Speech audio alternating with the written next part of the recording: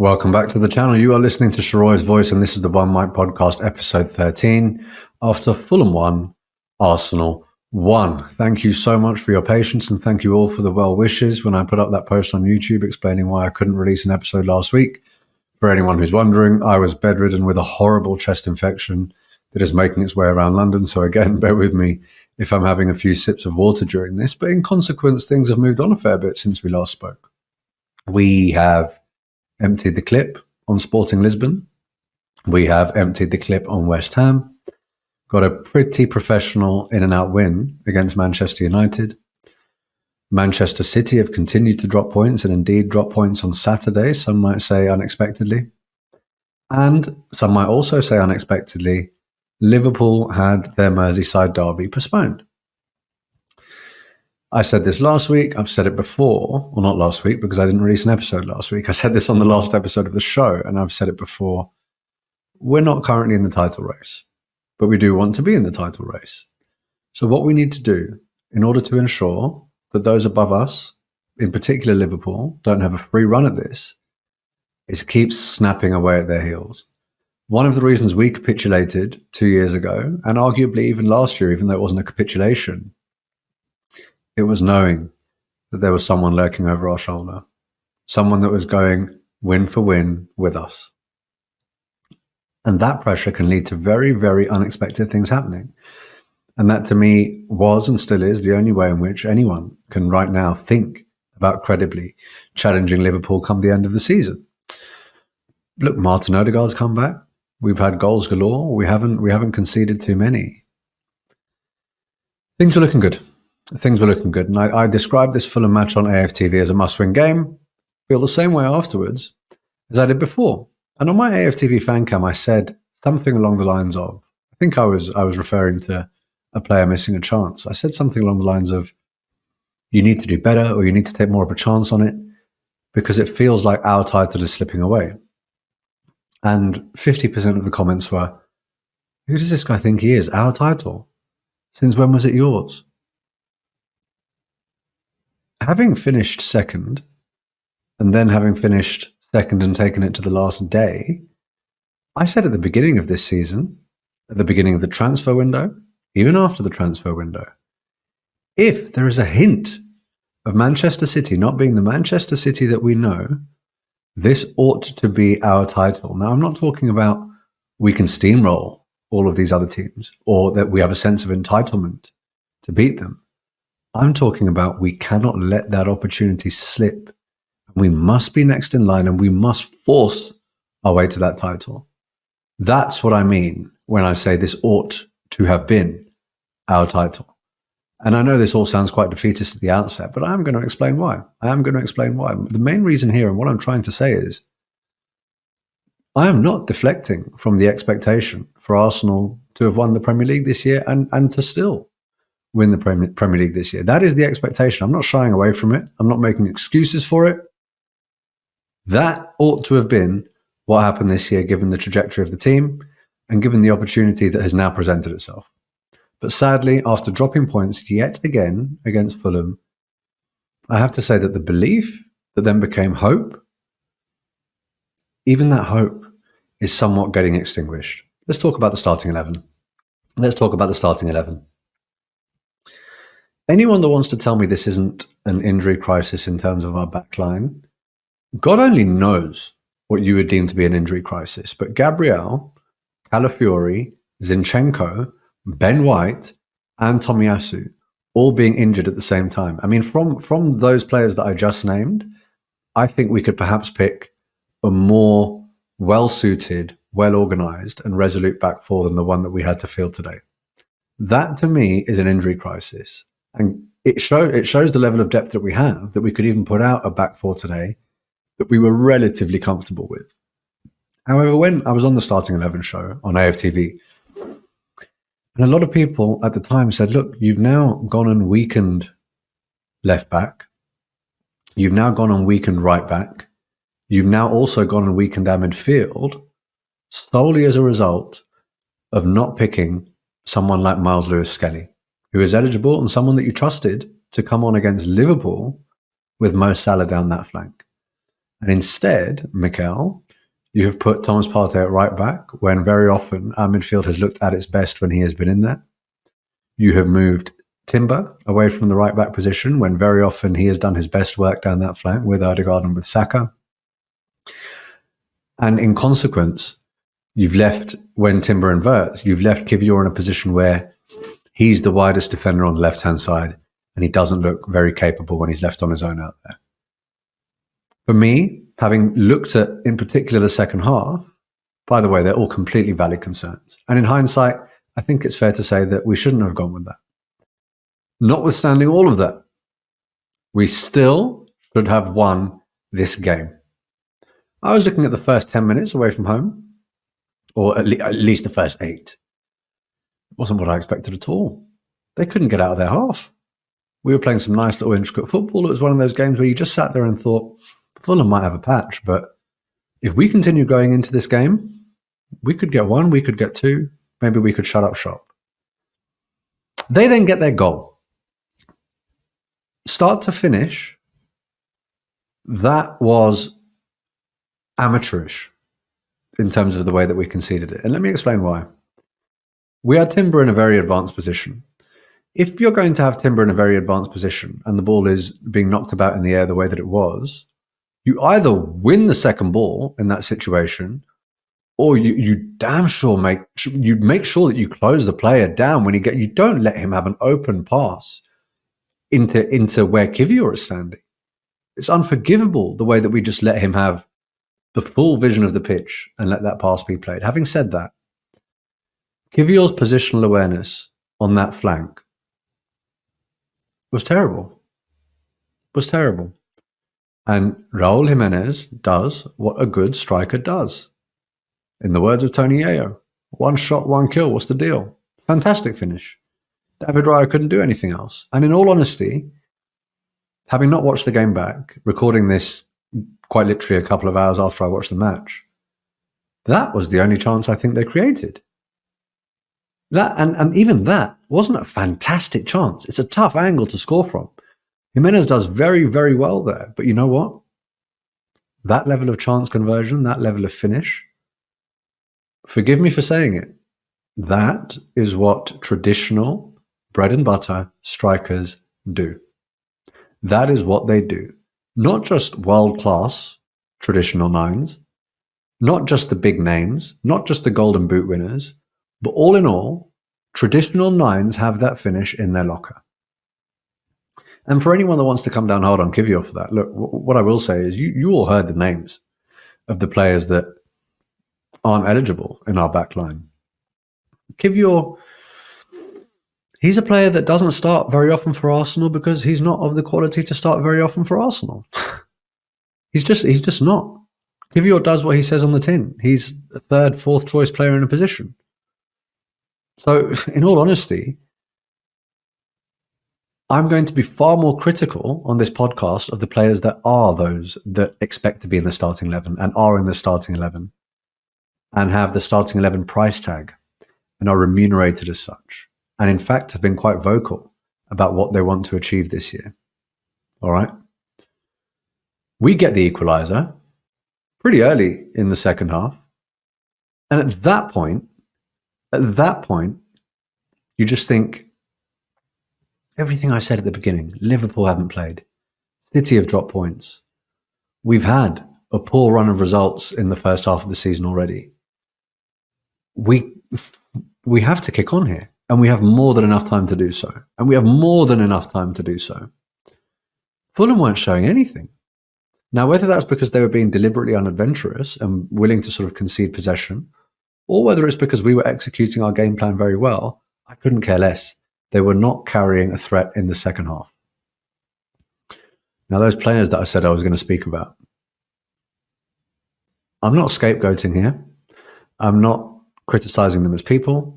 I'm not criticizing whether they want this. I'm not criticizing, well, for the most part, I'm not criticizing their endeavor. But there is nothing untoward about me being quite forthright as to what I think of their ability now. And I'm not just talking about this one game, with the vast majority of players that I'm going to mention now. There is a chance that falls to Kai Havertz And by the way, I'm not choosing to start with Kai Havertz for any other reason other than the fact that I think that I'm dealing with these misses in chronological order. I can't remember whether it's just inside the 6-yard box or just outside the 6-yard box. Kai Havertz, the £65 million striker, the highest paid player, our starting striker, can go to the left of Bernd Leno, can go to the right of Bernd Leno. He manages to strike the ball so poorly that it rolls out of play and completely misses the target, softer than it would have had I been trying to sneeze the ball out of play. It was that feeble an attempt. And I think that was from open play. We all know that we're a set-piece threat. Thomas Partey against Manchester United missed a gilt-edged chance. No one focused on it too much because we weren't made to pay for it. It didn't matter because other people handled their business. Today, other people didn't handle their business. Thomas Partey, open header. How has he not hit the target for the second game running in a situation such as that? Forgive me if I sound too doom and gloom. Forgive me if I sound too critical. That's unforgivable. That's unforgivable.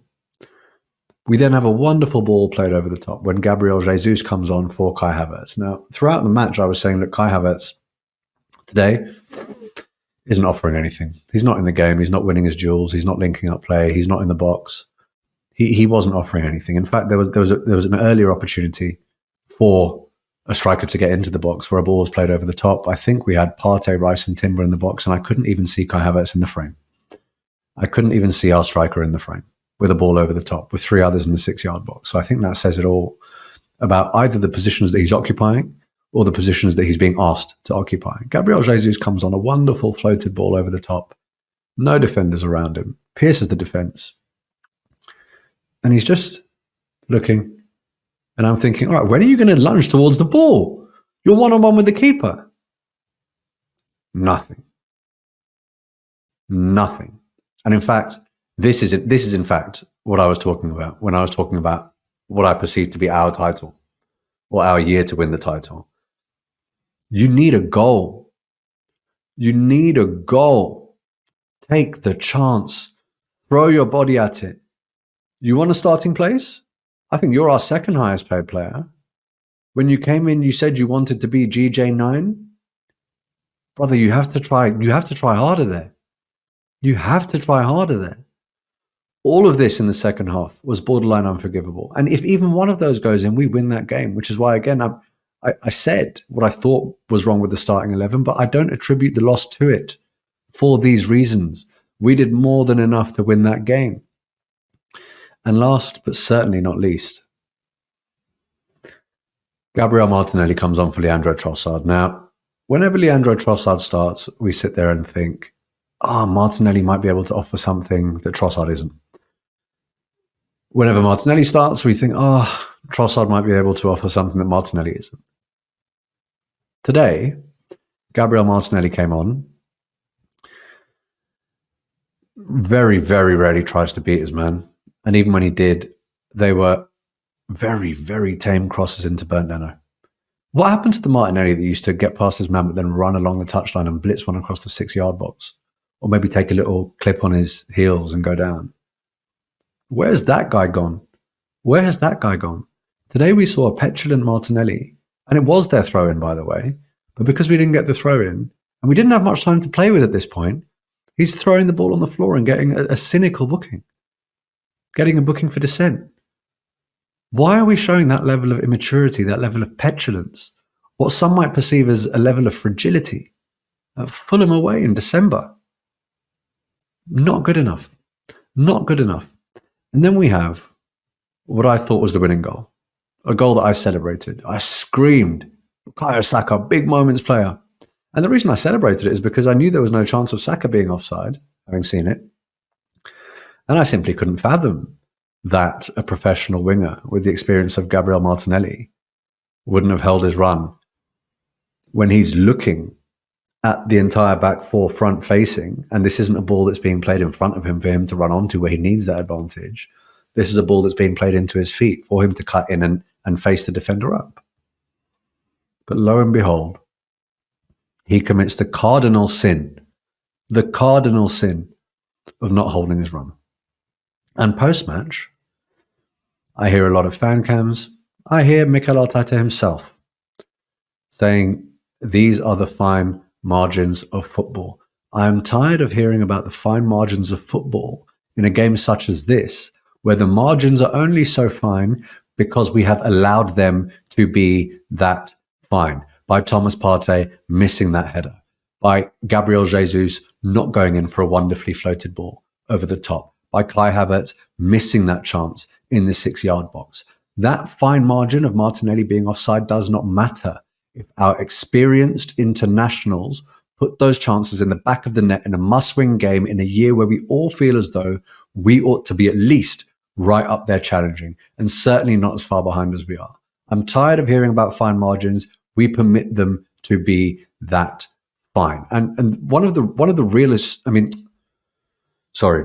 myself up. One of the biggest issues now that is going to be spoken about weekly from now until the end of the season.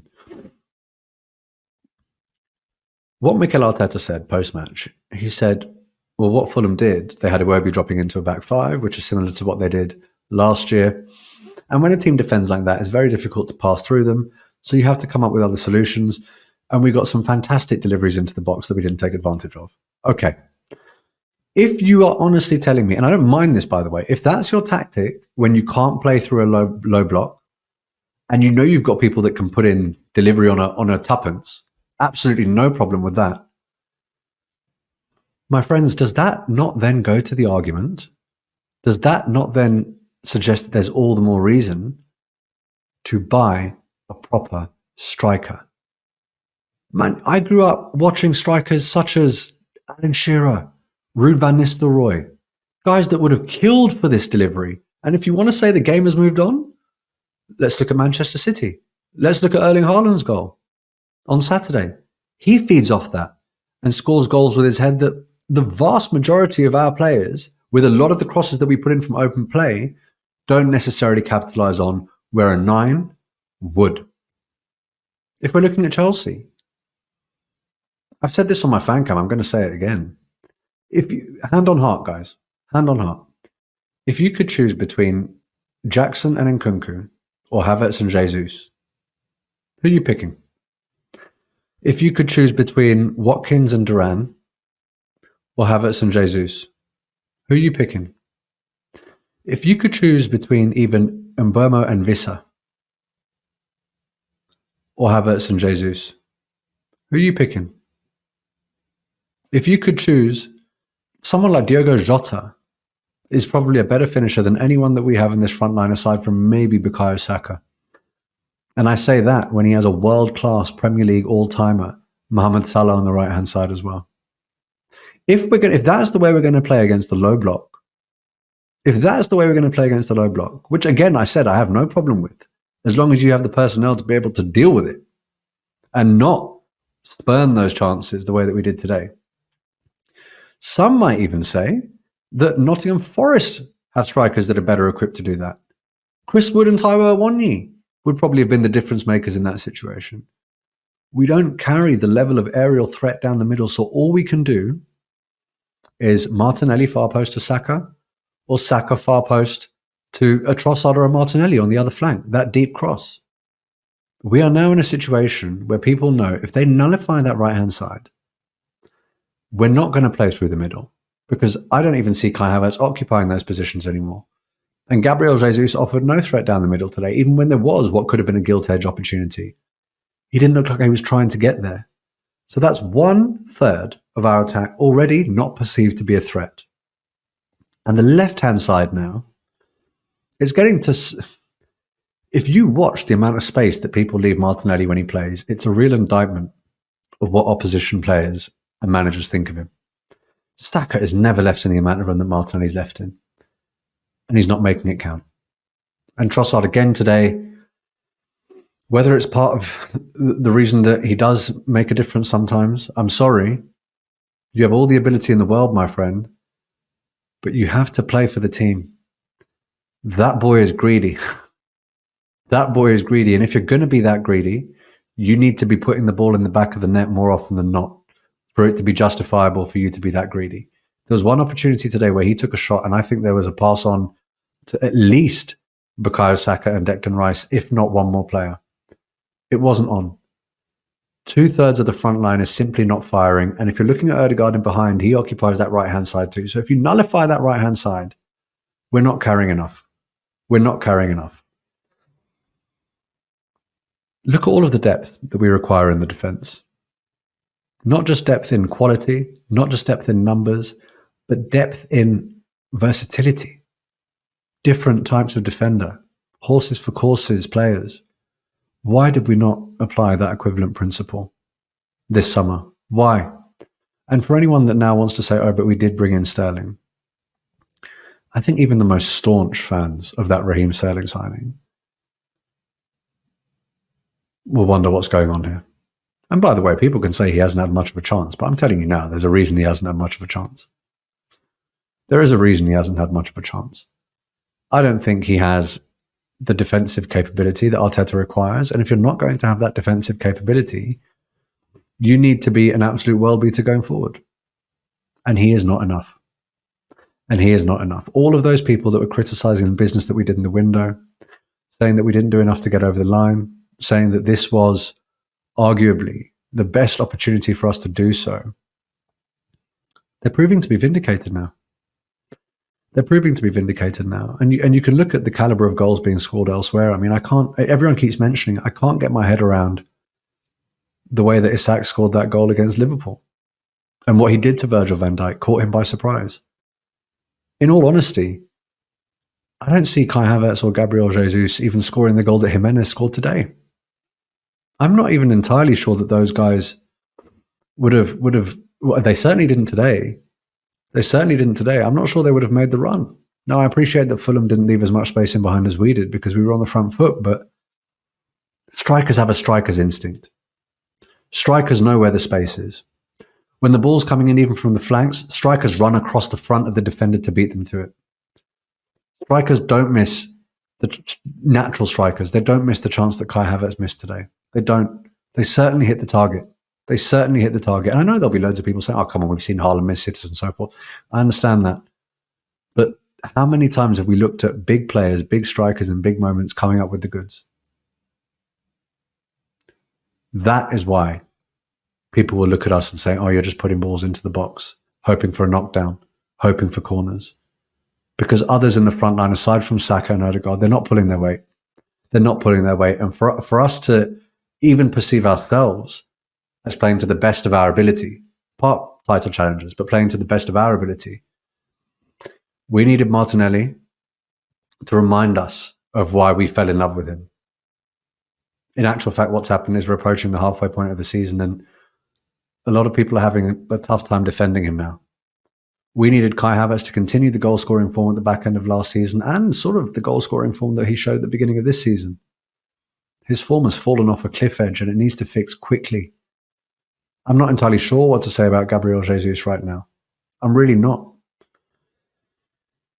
And I get this online a lot. There are those Twitter accounts from the ultra optimistic, positive fans who perhaps aren't watching the same league that I'm watching. And they're saying, you guys are far too reactionary. You guys are far too reactionary. Look at the away games that Liverpool have. They're bound to drop points. Look at the fact that they haven't had the level of injury crisis at the back or really in any position that we've had, where you've had huge clusters of players in particular positions injured. Okay, fine. Keep selling that hope. Keep selling that hope. But where does this notion come from that even if we now see what would be one of the most catastrophic fall-offs in Premier League history, were Liverpool to let another team back in it, who's to say it's going to be us that's next in line? Who?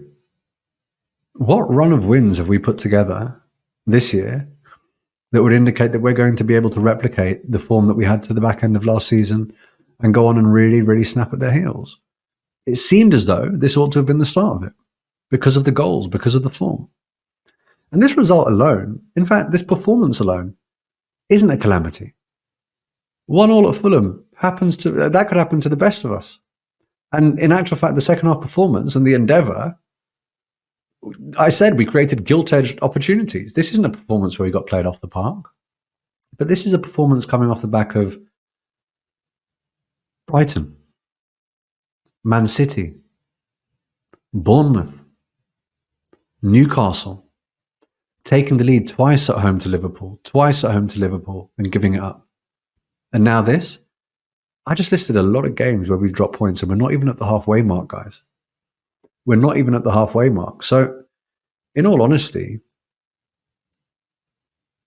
we're now in a position where a lot of people are saying, look, all of the games in December are winnable. Then let's get to January and reinforce. All or Nothing. Remember the All or Nothing documentary on Amazon Prime? I think it was Richard Garlick. When he was asked, this was the window, I think, where we exiled Aubameyang and we didn't bring in a replacement striker. He said something that was quite telling. He said, look, as a club and as a decision-making infrastructure, we only really do business in January when we feel as though we've really, really missed a trick over the summer. Guys, that's now. That's now. We have missed a trick over the summer. And for anyone that wants to argue with me about this, get in the comments, DM me on socials. I might even bring you on the next show.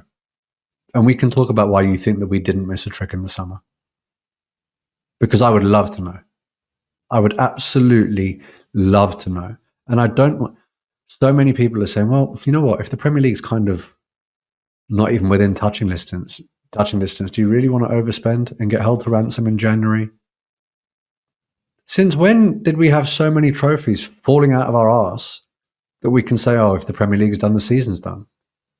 Do you not think that bringing someone in could assist with, I don't know, maybe going the distance in the Champions League? Real Madrid and City were the two favourites for the competition. They may not even qualify. This is a knockout tournament. I've seen worse teams than this Arsenal side lift that Champions League trophy, best believe. And if we get a signing that galvanises that front line going forward, go for it. Go for it. Don't write off a season just because it looks like the Premier League might be out of reach in January. Don't. And to be honest with you, even if we don't win the Champions League, go and win the FA Cup and the Carabao Cup. Go and win them both. Go and get 2 trophies. There's not too much to ask. Again, I've seen far worse teams and far worse managers. Manchester United. Eric Ten Hag. Sorry, my throat. I've seen far worse teams and far worse managers lift those trophies. Why can't we go and do both? We should be getting past Palace. And then we're into what? Like the semis? Yeah, we got a difficult-ish draw when compared to the draw that you would expect at this stage of the tournament when it comes to Manchester United. Deal with them. Deal with them. Take them out and press on.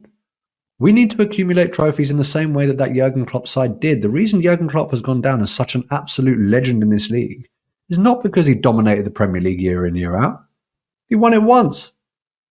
But he put up formidable challenges. Yeah. I'm telling you now, if that's all he had done, he wouldn't have gone down the way that he has. He won everything else.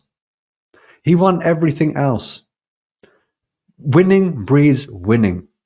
This team needs a taste of success. And I'm going to say the same thing every week. If it doesn't get that taste of success, players will go. Players will go. And the one that I'm really worried about, my God, he looked good again today, man. William Saliba. I don't know if he looks even better now that Gabriel's not next to him, but he looked fantastic against Manchester United. And even again today, I know a lot of people say that he could have maybe done a bit more for the goal that we conceded, but I'll be honest with you, I watched it back at half time. The only way he blocks that shot from Jimenez, because he takes it so early, is he has to go to ground. And we always say, you don't want to go to ground if you're the last man in that situation. And I think he's sitting there now subconsciously thinking, I don't want to do anything silly and get sent off. Because if I go to ground and get this wrong, maybe I get another red. Or if I go to ground, maybe he takes a touch and cuts it back. Whatever it is, right? So other than that today, the level of composure, the way that he brushes off 2 men, the touches that he takes without breaking a sweat, sometimes even driving runs through the midfield. I thought he was incredible. I thought Declan Rice again now, this is two matches in a row where the second half he's really leveled up. He's really leveled up.